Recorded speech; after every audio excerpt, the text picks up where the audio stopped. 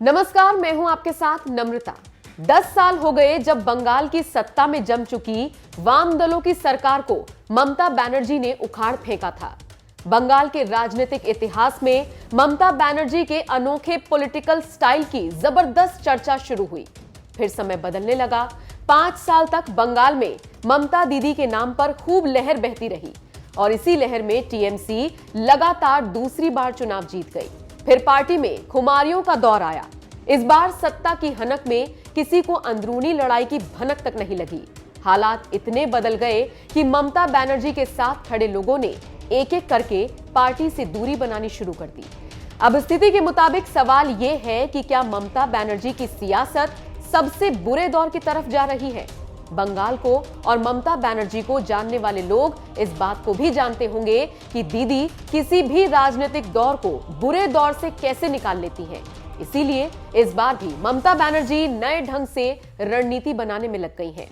ममता जानती है कि 10 साल तक राज्य में सरकार बनकर रहने के बाद कुछ असंतोष, कुछ नाराजगी जायज है, लेकिन स्थिति इतनी खराब हो जाएगी ये तो ममता बनर्जी को भी नहीं मालूम रहा होगा।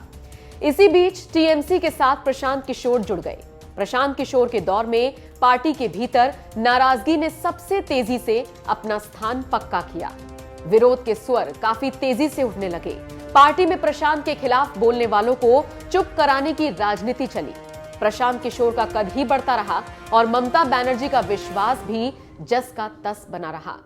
ममता के सबसे करीबी शुभेंदु अधिकारी जब पार्टी छोड़कर गए, उसके बाद ममता को लेकर सवालों की संख्या पहले से ज्यादा हो गई। टीएमसी के अंदर आपसी द्वंद्व भी बढ़ गया। दूसरी तरफ एक से बढ़कर एक फैसले होते रहे। संगठन में बदलाव की आंधी आई तो ममता के कई करीबी भी निपटा दिए गए। नए चेहरों को मौका मिला। साफ साफ दिखने लगा कि दीदी की पार्टी अब सबसे कठिन दौर में फंस गई है। अब टीएमसी के लिए दिक्कत और दुविधा दोनों बढ़ गई है। बीजेपी बंगाल में लोकसभा चुनाव की तरह दोगुनी ताकत से ममता के किले को उखाड़ फेंकने की तैयारी में है।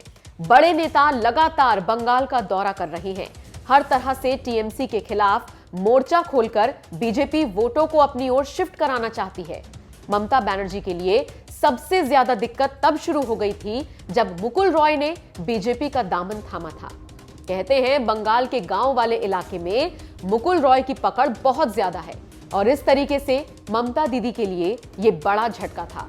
उसके बाद बीते 2 साल के दौरान बैरकपुर के ताकतवर नेता और अब बीजेपी सांसद अर्जुन सिंह समेत इक्का दुक्का नेता पार्टी से बगावत करते रहे।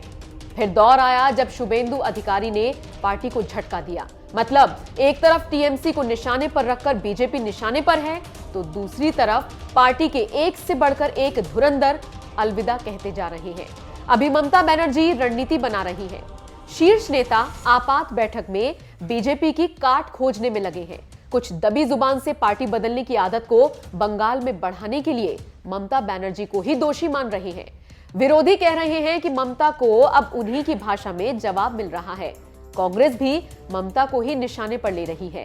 कांग्रेस का कहना है कि कांग्रेस के गढ़ में रहे मालदा और मुर्शिदाबाद में कई विधायकों और नेताओं को झूठे मामलों में फंसाने की धमकी देकर टीएमसी में शामिल होने पर मजबूर किया गया था।